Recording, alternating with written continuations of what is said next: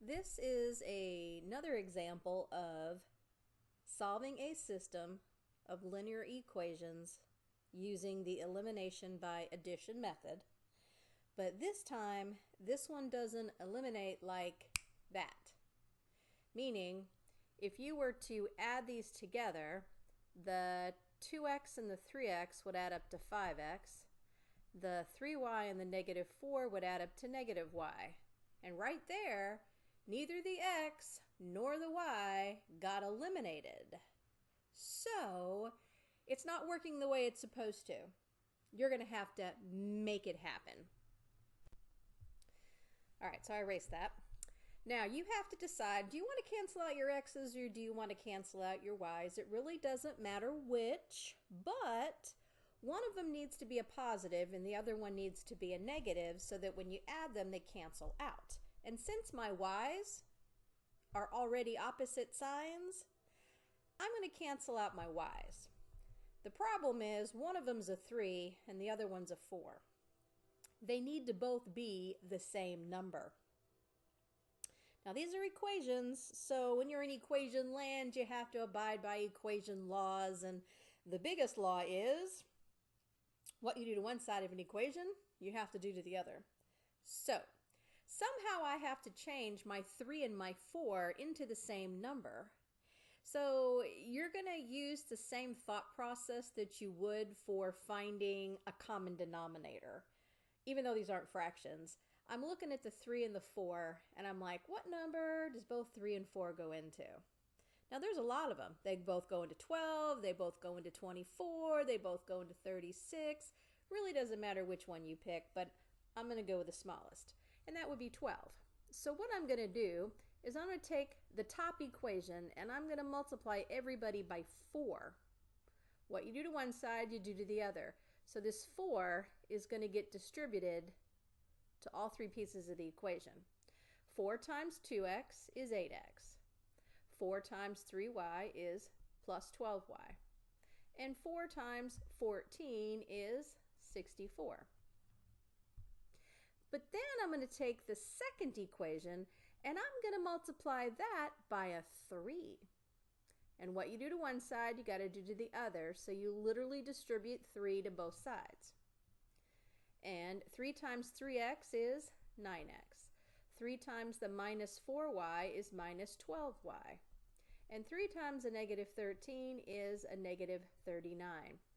So that right here, when you go to add the two equations together, boom, right there, the plus 12y and the minus 12y cancel out.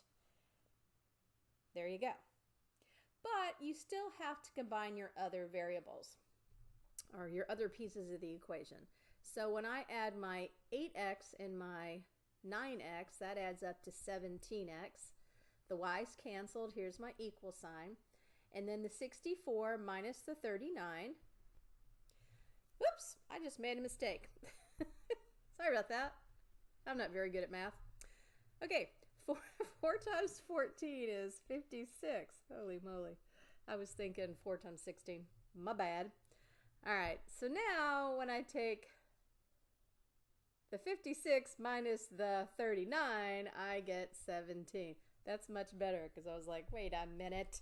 That ain't the right answer. And then, of course, the last step is divide both sides by 17. Your 17s cancel, and x is equal to a 1. And then you're just going to take that x is equal to 1, and you're going to take it back to one of the two equations that are written in black. Either one, plug it in for x, and solve for y. I personally would rather deal with the positive y than a negative y, so I'm going to take it and put it right here.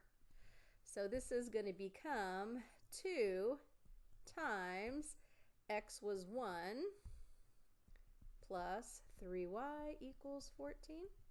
And then 2 times 1 is 2. And then I'm going to start solving for y. I'll subtract 2 on the left to cancel that out, but I got to subtract 2 on the right.